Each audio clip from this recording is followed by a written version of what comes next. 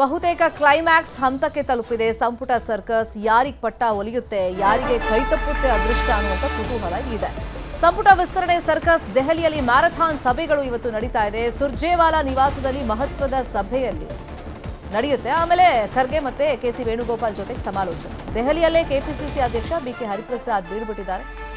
ಈ ಸಂಪುಟ ವಿಸ್ತರಣೆ ಸಂದರ್ಭದಲ್ಲಿ ಪ್ರತಿ ಬಾರಿಯಂತೆ ಈ ಬಾರಿನೂ ಜಾತಿ ಹಾಗೆಯೇ ಪ್ರಾದೇಶಿಕ ಸಮೀಕರಣದಲ್ಲಿ ಸ್ಥಾನಮಾನಗಳನ್ನು ನೀಡಲಾಗುತ್ತೆ.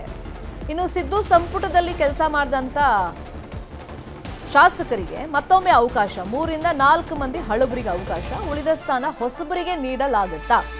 ದೆಹಲಿಯಲ್ಲಿ ಸಚಿವ ಸ್ಥಾನದ ಆಕಾಂಕ್ಷಿಗಳು ಬೀಡು ಬಿಟ್ಟಿದ್ದಾರೆ. ತಮ್ಮದೇ ರೀತಿಯಲ್ಲಿ ಲಾಬಿಯನ್ನು ಮುಂದುವರೆಸಿದ್ದಾರೆ.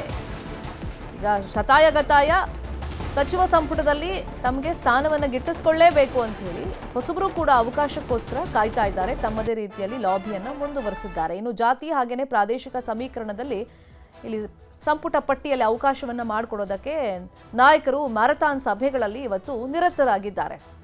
ಸುರ್ಜೇವಾಲಾ ಅವ್ರ ಜೊತೆ ಸಭೆ, ಆಮೇಲೆ ಎಐಸಿಸಿ ಅಧ್ಯಕ್ಷ ಮಲ್ಲಿಕಾರ್ಜುನ್ ಖರ್ಗೆ ಅವರ ಜೊತೆಗೆ ಹಾಗೆಯೇ ಕೆಸಿ ವೇಣುಗೋಪಾಲ್ ಜೊತೆಯಲ್ಲಿ ಸಭೆ. ಇನ್ನು ಕೆಪಿಸಿಸಿ ಅಧ್ಯಕ್ಷ ಬಿಕೆ ಹರಿಪ್ರಸಾದ್ ಅವರು, ಡಿಕೆ ಶಿವಕುಮಾರ್ ಅವರು ಹಾಗೆಯೇ ಸಿದ್ದರಾಮಯ್ಯ ಅವರು ದೆಹಲಿಯಲ್ಲೇ ಬೀಡು ಬಿಟ್ಟಿದ್ದಾರೆ.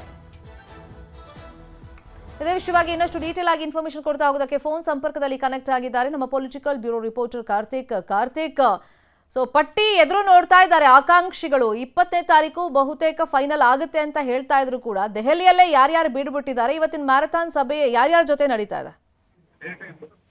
ಶಮಿತಾ ಶೆಟ್ಟಿ, ಪ್ರಮುಖವಾಗಿ ಸಂಪುಟ ವಿಸ್ತರಣೆಗೆ ಸಂಬಂಧಪಟ್ಟಂತೆ ಇವತ್ತು ಮಹತ್ವದ ದಿನ ಅಂತ ಹೇಳ್ಬಹುದು. ಯಾಕೆಂದ್ರೆ ಕಾಂಗ್ರೆಸ್ನ ಹೈಕಮಾಂಡ್ ನ ಜೊತೆಗೆ ಸಿಎಂ ಡಿಕೆ ಶಿವಕುಮಾರ್, ಮಾಜಿ ಸಿಎಂ ಸಿದ್ದರಾಮಯ್ಯ ಹಾಗೂ ಕೆಪಿಸಿಸಿ ಅಧ್ಯಕ್ಷರಾಗಿರುವ ಬಿಕೆ ಹರಿಪ್ರಸಾದ್ ಅವರು ಸಭೆಯಲ್ಲಿ ಚರ್ಚೆಯನ್ನು ಕೂಡ ಮಾಡ್ಲಿಕ್ಕಿದ್ದಾರೆ. ಪ್ರಮುಖವಾಗಿ ಕಾಂಗ್ರೆಸ್ನ ಸಂಸದೀಯ ಸಭೆ ಇರುವಂತ ಕಾರಣಕ್ಕಾಗಿ ಸಂಪುಟ ವಿಸ್ತರಣೆಗೆ ಸಂಬಂಧಪಟ್ಟಂತ ಸಭೆ ಮುಂದೂಡಲ್ಪಟ್ಟಿದೆ. ಇದುವರೆಗೂ ಕೂಡ ಸಮಯ ನಿಗದಿಯಾಗಿಲ್ಲ. ಈಗಾಗಲೇ ಸುರ್ಜೇವಾಲಾ ಅವರೊಂದಿಗೆ ಸಿಎಂ ಡಿಕೆ ಶಿವಕುಮಾರ್ 1-to-1 ಸಭೆಯನ್ನು ಕೂಡ ನಡೆಸಿದ್ದಾರೆ. ಯಾರನ್ನ ಸಂಪುಟಕ್ಕೆ ಸೇರಿಸ್ಕೊಳ್ಬೇಕು ಅನ್ನೋ ನಿಟ್ಟಿನಲ್ಲಿ ಸುರ್ಜೇವಾಲಾ ಅವರೊಂದಿಗೆ ಒಂದಷ್ಟು ಚರ್ಚೆಯನ್ನು ಕೂಡ ಮಾಡಿದ್ದಾರೆ. ಜೊತೆಗೆ ಇಲ್ಲಿ ಇನ್ನೊಂದು ವಿಚಾರವನ್ನ ಗಮನಿಸಬೇಕು. ಈ ಒಂದು ಸಂಪುಟ ವಿಸ್ತರಣೆಗೆ ಸಂಬಂಧಪಟ್ಟಂತೆ ಹೈಕಮಾಂಡ್ ನಾಯಕರು ಯಾವಾಗ ರಾಜ್ಯ ನಾಯಕರಿಗೆ ಬುಲಾವನ್ನ ಕೊಟ್ಟು ಸಭೆಯನ್ನ ಮಾಡ್ತೀವಿ ಅನ್ನೋ ಮಾತನ್ನ ಹೇಳಿದ್ರು, ಅದು ವಿಚಾರ ಬಹಿರಂಗ ಆದ ನಂತರದಲ್ಲಿ ಆಕಾಂಕ್ಷಿಗಳು ಕೂಡ ದೆಹಲಿಯಲ್ಲಿ ಬೀಡು ಬಿಟ್ಟಿರುವಂತದ್ದು. ಸುಮಾರು 30 ರಿಂದ 40 ಶಾಸಕರು ದೆಹಲಿಯಲ್ಲೇ ಇದ್ದಾರೆ. ಅಂದ್ರೆ ಕಾಂಗ್ರೆಸ್ನ ಹೈಕಮಾಂಡ್ ನಾಯಕರನ್ನ ಭೇಟಿ ಮಾಡಿ ಅವರಲ್ಲಿ ಅಹವಾಲುಗಳನ್ನ ಇಡುವಂಥದ್ದು, ತಾವು ಸಚಿವಾಕಾಂಕ್ಷಿ ಎನ್ನುವಂಥದ್ದನ್ನ ಪುನಃ ಅವರಿಗೆ ಮನದಟ್ಟು ಮಾಡಿ ಸಚಿವ ಸ್ಥಾನವನ್ನ ಗಿಟ್ಟಿಸಿಕೊಳ್ಳೋದಕ್ಕೆ ಕೊನೆಯ ಹಂತದ ಸರ್ಕಸ್ ಅನ್ನು ಕೂಡ ಮಾಡ್ತಾ ಇದ್ದಾರೆ.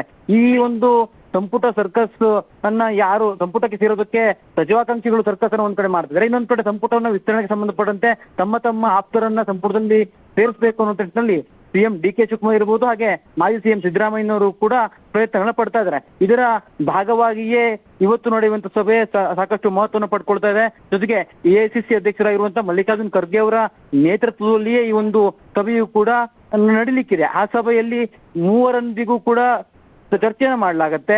ಈ ಒಂದು ಸಂಪುಟಕ್ಕೆ ಯಾರನ್ನ ಸೇರಿಸ್ಕೊಳ್ಬೇಕು, 19 ಸ್ಥಾನವನ್ನ ಹೇಗೆ ಭರ್ತಿಯನ್ನ ಮಾಡಬೇಕು, ಜಾತಿ ಸಮೀಕರಣ ಇರಬಹುದು, ಪ್ರಾದೇಶಿಕವಾರು ಇರಬಹುದು, ಜೊತೆಗೆ ಯಾರನ್ನ ಈಗ ಆಯ್ಕೆ ಮಾಡಿದ್ರೆ ಅದು ಪಕ್ಷಕ್ಕೆ ಅನುಕೂಲ ಆಗತ್ತೆ, ಜೊತೆಗೆ ಮುಂದಿನ ಚುನಾವಣೆಯನ್ನ ಗೆಲ್ಲೋದಕ್ಕೂ ಕೂಡ ಸಹಕಾರಿಯಾಗತ್ತೆ. ಈ ಎಲ್ಲಾ ಮಾನದಂಡಗಳನ್ನ ಇಟ್ಟುಕೊಂಡೇ ಈ ಒಂದು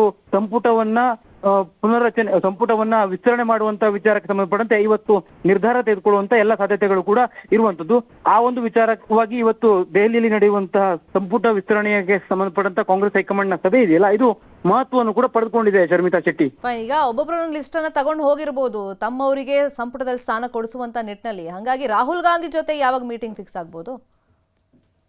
ಶರ್ಮಿತಾ ಶೆಟ್ಟಿ, ಇವತ್ತು ಸಂಸದೀಯ ಸಭೆಯಲ್ಲಿ ರಾಹುಲ್ ಗಾಂಧಿ ಅವರು ಕೂಡ ಭಾಗಿಯಾಗಿದ್ದಾರೆ. ಹಾಗೆ ಆ ಒಂದು ವಿಚಾರವನ್ನ ನಾವು ಗಮನಿಸಿ ನೋಡಿದ್ರೆ ದೆಹಲಿಯಲ್ಲಿ ರಾಹುಲ್ ಗಾಂಧಿ ಅವರು ಇದ್ದಾರೆ. ಆದ್ರೆ ಇವತ್ತು ಎಐಸಿಸಿ ಅಧ್ಯಕ್ಷರಾಗಿರುವಂತಹ ಮಲ್ಲಿಕಾರ್ಜುನ್ ಖರ್ಗೆ ಅವರ ನೇತೃತ್ವದಲ್ಲಿ ನಡೆಯುವಂತಹ ಸಂಪುಟ ವಿಸ್ತರಣೆಗೆ ಸಂಬಂಧಪಟ್ಟಂತ ಸಭೆಯಲ್ಲಿ ರಾಹುಲ್ ಗಾಂಧಿ ಅವರು ಉಪಸ್ಥಿತರಿರುವುದಿಲ್ಲ ಅನ್ನುವಂತ ಮಾಹಿತಿ ಕೂಡ ಲಭ್ಯವಾಗ್ತಿದೆ. ಇವತ್ತು ಮಲ್ಲಿಕಾರ್ಜುನ್ ಖರ್ಗೆ ಅವರ ನೇತೃತ್ವದಲ್ಲಿ ಒಂದು ಹಂತದ ಸಭೆ ನಡೆಯುತ್ತೆ. ರಾಹುಲ್ ಗಾಂಧಿ ಅವರು ಕೂಡ ಕೆಲ ಸಲಹೆಗಳನ್ನ ಈಗಾಗಲೇ ಕೆಸಿ ವೇಣುಗೋಪಾಲ್ ಮತ್ತು ಸುರ್ಜೇವಾಲಾ ಅವರಿಗೆ ರವಾನಿಸಿದ್ದಾರೆ. ಯಾವ ರೀತಿಯಾಗಿ ಸಂಪುಟವನ್ನ ವಿಸ್ತರಣೆ ಮಾಡಬೇಕು, ಯಾರ್ಯಾರು ಇರಬೇಕು, ಅದಕ್ಕೆ ಸಂಬಂಧಪಟ್ಟಂತ ಮಾನದಂಡಗಳೇನು ಅನ್ನುವಂತ ಸಂಬಂಧಪಟ್ಟಂತೆ ಒಂದಿಷ್ಟು ಮಾರ್ಗದರ್ಶನವನ್ನು ಕೂಡ ಮಾಡಿದ್ದಾರೆ. ಆ ಎಲ್ಲಾ ಮಾರ್ಗದರ್ಶನಗಳು ಹಾಗೆ ಎಐಸಿಸಿ ಅಧ್ಯಕ್ಷರಾಗಿರುವಂತಹ ಮಲ್ಲಿಕಾರ್ಜುನ್ ಖರ್ಗೆ ಅವರ ಒಂದಿಷ್ಟು ಸಲಹೆಗಳು ಹಾಗೆ ಮಾಜಿ ಸಿಎಂ ಸಿದ್ದರಾಮಯ್ಯನವರ ಅಭಿಪ್ರಾಯಗಳು ಇದೆಲ್ಲದಕ್ಕೂ ಸಂಬಂಧಪಟ್ಟಂತೆ ಒಂದು ಲೀಸ್ಟ್ ಅನ್ನ ಇವತ್ತು ಮಾಡುವಂತ ಸಾಧ್ಯತೆ ಇರುವಂತದ್ದು. ಇವತ್ತು ನಡೆಯುವಂತ ಸಭೆಯಲ್ಲಿ ಬಹುತೇಕವಾಗಿ ಸಂಭಾವ್ಯರ ಪಟ್ಟಿಯನ್ನ ಸಿದ್ಧಪಡಿಸಲಾಗುತ್ತೆ. ಆ ಒಂದು ಸಂಭಾವ್ಯ ಸಚಿವರ ಪಟ್ಟಿ ಸಿದ್ಧಪಡಿಸಿದ ನಂತರದಲ್ಲಿ ರಾಹುಲ್ ಗಾಂಧಿ ಅವರೊಂದಿಗೆ ಮತ್ತೊಮ್ಮೆ ಎಐಸಿಸಿ ಅಧ್ಯಕ್ಷರಾಗಿರುವಂತಹ ಮಲ್ಲಿಕಾರ್ಜುನ್ ಖರ್ಗೆ ಅವರು, ಕೆ.ಸಿ. ವೇಣುಗೋಪಾಲ್ ಹಾಗೂ ಸುರ್ಜೇವಾಲಾ ಬಹುತೇಕವಾಗಿ ಮಾತುಕತೆಯನ್ನ ಮಾಡುವಂತ ಸಾಧ್ಯತೆ ಇದೆ. ಅಂತಿಮವಾಗಿ ರಾಹುಲ್ ಗಾಂಧಿ ಅವರ ಒಪ್ಪಿಗೆಯನ್ನ ಪಡೆದು ಸಚಿವ ಸಂಪುಟ ವಿಸ್ತರಣೆಗೆ ಸಂಬಂಧಪಟ್ಟಂತೆ 19 ಅಥವಾ 20 ಶಾಸಕರನ್ನ ಅಂತಿಮವಾಗಿ ಪಟ್ಟಿಯನ್ನು ಸಿದ್ಧಪಡಿಸಿ ಅದನ್ನ ರಾಜ್ಯ ನಾಯಕರಿಗೆ ಅಂದ್ರೆ ಸಿಎಂ ಡಿ.ಕೆ. ಶಿವಕುಮಾರ್ ಅವರಿಗೆ ಕಳಿಸ್ಕೊಡುವಂತ ಎಲ್ಲ ಸಾಧ್ಯತೆಗಳು ಕೂಡ ಇರುವಂತದ್ದು. ಹಾಗಾಗಿ ಇವತ್ತಿನ ಸಭೆಯಲ್ಲಿ ರಾಹುಲ್ ಗಾಂಧಿ ಅವರು ಭಾಗಿಯಾಗುವುದಿಲ್ಲ ಅನ್ನುವಂತ ಮಾಹಿತಿ ಎಐಸಿಸಿ ಮೂಲಗಳು ಖಚಿತಪಡಿಸ್ತಾ ಇದಾವೆ. ಜೊತೆಗೆ ಇವತ್ತಿನ ಸಭೆಯ ನಂತರದಲ್ಲಿ ಮತ್ತೊಮ್ಮೆ ರಾಹುಲ್ ಗಾಂಧಿ ಅವರು ಈ ಒಂದು ಸಂಪುಟ ವಿಸ್ತರಣೆಗೆ ಸಂಬಂಧಪಟ್ಟಂತೆ ಇಂದಿನ ಸಭೆಯಲ್ಲಿ ತೆಗೆದುಕೊಂಡಿರ್ತಕ್ಕಂಥ ನಿರ್ಧಾರಗಳು ಹಾಗೂ ಚರ್ಚೆಗಳನ್ನ ಆಧರಿಸಿ ಇನ್ನೊಮ್ಮೆ ಮಲ್ಲಿಕಾರ್ಜುನ್ ಖರ್ಗೆ ಅವರೊಂದಿಗೆ ಚರ್ಚೆಯನ್ನ ಮಾಡ್ತಾರೆ. ಇವತ್ತಿನ ವರದಿಯನ್ನ ಆಧರಿಸಿ ಆ ಒಂದು ಸಭೆಯು ಕೂಡ ನಡೆಯುತ್ತೆ. ಅದು ಯಾವಾಗ ಅನ್ನುವಂಥದ್ದು ಇದುವರೆಗೂ ಕೂಡ ದಿನಾಂಕ ನಿಗದಿಯಾಗಿಲ್ಲ. ಆದ್ರೆ ಎಐಸಿಸಿಗೂ ಕೂಡ ಅನಿವಾರ್ಯತೆ ಇದೆ. ಪಕ್ಷವನ್ನ ಮುಂದಿನ ಚುನಾವಣೆಯಲ್ಲಿ ಸದೃಢಗೊಳಿಸಬೇಕು ಅಂತಂದ್ರೆ ತಕ್ಷಣಕ್ಕೆ ಇಲ್ಲಿ ಸಂಪುಟವನ್ನ ಕೂಡ ವಿಸ್ತರಣೆ ಮಾಡಬೇಕಾದಂತ ಅನಿವಾರ್ಯತೆಯೂ ಕೂಡ ಇದೆ. ರಾಜ್ಯದಲ್ಲಿ ಅದೇ ರೀತಿಯ ಪರಿಸ್ಥಿತಿಯೂ ಕೂಡ ಇದೆ. ಯಾಕೆಂದ್ರೆ ನೆರೆ ಇದೆ, ಒಂದ್ ಕಡೆ ಬರ ಇದೆ.